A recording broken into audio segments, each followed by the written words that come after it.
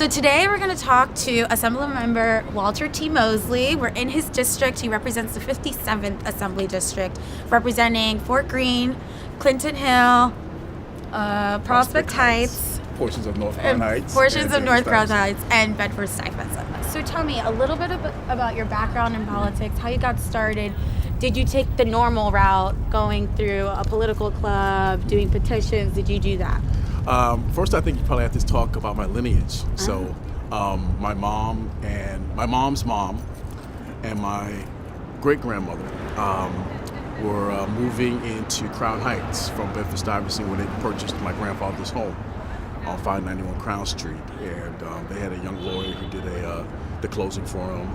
And they loved him so much that they actually helped run him for judgeship and became the first African-American judge in the borough of Kings County. So from there, my mom was born into the civil rights movement where she attended Morgan State University. She knew that's where the front line was when it came to civil rights issues and battling to desegregate public counters and public institutions. So she went to Morgan State and graduated with honors and was instrumental in helping to desegregate the city of Baltimore. So tell me how you specifically got started, since it's in your blood. Right, yeah. That's what I say about reporting. Either you got it in you or you don't, You just don't fall into these careers by accident. Well, I think it's probably started for me. My mom was deciding to run for the city council back in the 70s. And she was running against, back then, Mary Pinkett. And they were both vying to become the first African-American woman to be elected into the city council. And they lived in the same building, a part of the same sorority. And they really found out they had so much more in common that instead of them battling against one another, that they should team up and that they should bring their talents together for the common good of the district they're looking to represent. And so as a young one, I might have been like 6, 7 years old, working on her campaign. Oh, wow. And that historic campaign. And I really didn't understand the history behind it, but I just knew that I was working for Miss Pinkett, who lived on the 6th floor of my building, and someone who became like a godmother to me, and whose family is still close to me to this very day. So it was kind of passed on to me then at a very young age how important it is to be civically engaged and be an active participant when it comes to who represents you, whether it's in City Hall or in Congress or in the White House. And what was the first position you held, elected position? I was first elected as the district leader, state committeeman, which is a party-related position in the Kings County Democratic Party. And that was back in 2006, 2007. And that was the first position I ran for publicly.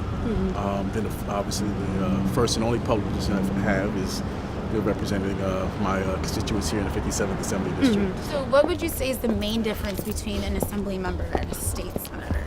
You say what's the main? The main difference, yeah. I would say just the scale. As a state representative, the bills that I present, some of them can be germane to just New York City, but the vast majority of our legislation is germane to all of New York State. And the 18 plus million people who live in our great state. And I think that sometimes we as state representatives have to take into account not only how this impacts people in my district, neighboring districts or similar districts throughout the state, but how does it impact people from the North Country or suburban communities out in Suffolk and Nassau County, or how does it impact smaller cities like Rochester and Buffalo and Albany.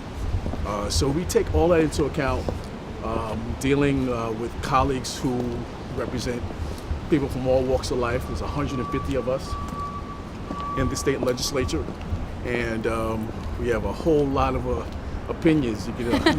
So too many cooks in the kitchen, would you say, or just enough? No, just enough. And I think it's we're the People House. We're called the People's House for a reason, because there's not a single view or position that's not voiced or championed that is represented or not represented in our body. Mm-hmm. So I wouldn't trade it for anything in the world. I love going up to Albany.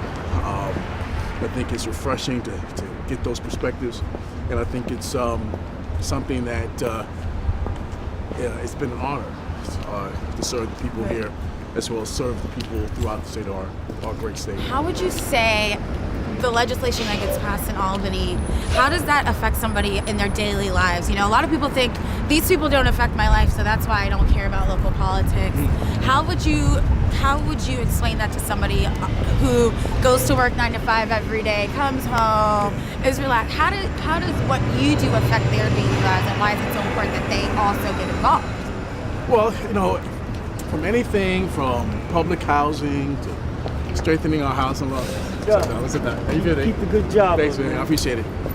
Anything from housing laws and housing regulations and criminal justice reform to what we're able to consume or not consume.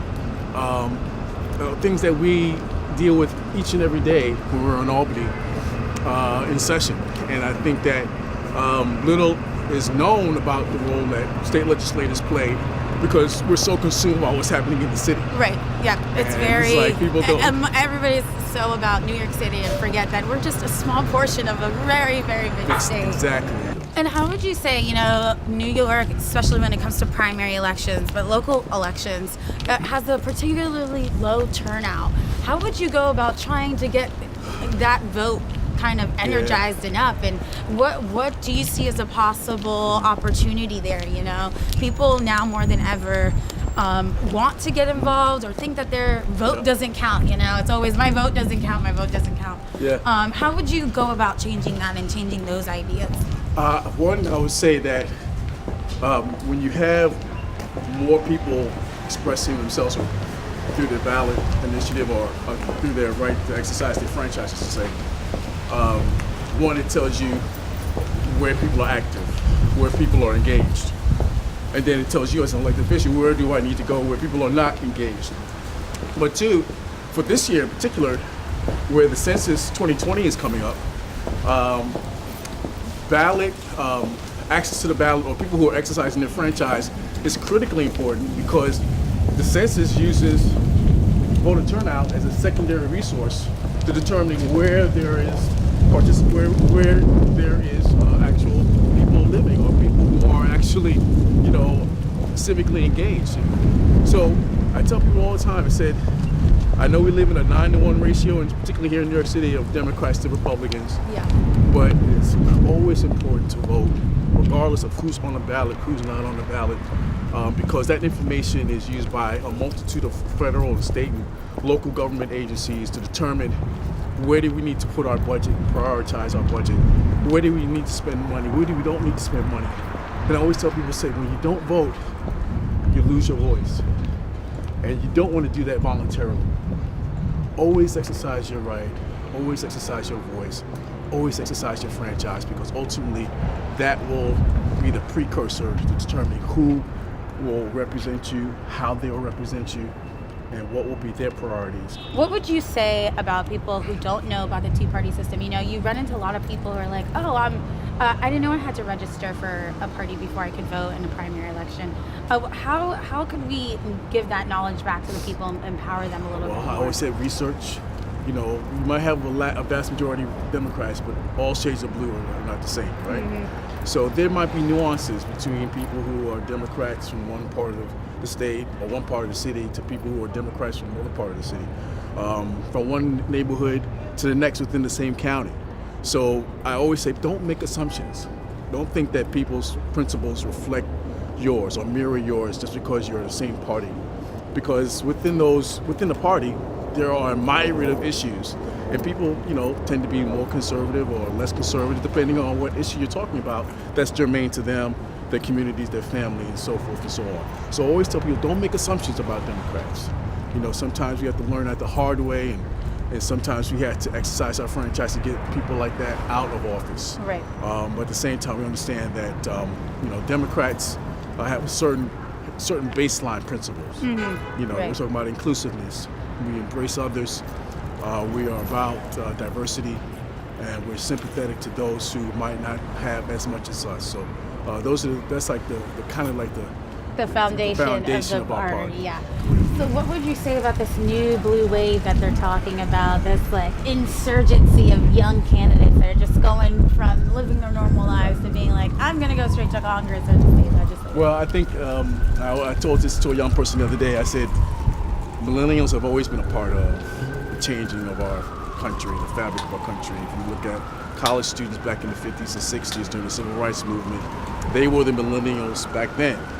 And although I'm not considered a millennial, this is nothing new. But I think it's when you're going through it for the first time, it is new to you. And I think you should understand your history, understand your place in history, and understand that you have a legacy to continue. That the millennials, a generation ago, took it upon themselves to stand at the front line of the Bull Connors of the world, stand at the front lines of the March on Selma, stood in the front lines in Montgomery, stood in the front lines in Chicago, stood in the front lines in Detroit, in Watts, and Brooklyn, understanding that there's a legacy of young people who came before you and that you're a continuation of that, to be proud of that, but at the same time understand your plight and your purpose in all of this. Awesome. Well, that's awesome. Thank you for that amazing conversation with me. Oh, thank you. It was great. Thank you so I much. appreciate it. It's a little cold, but we're good. That's all right.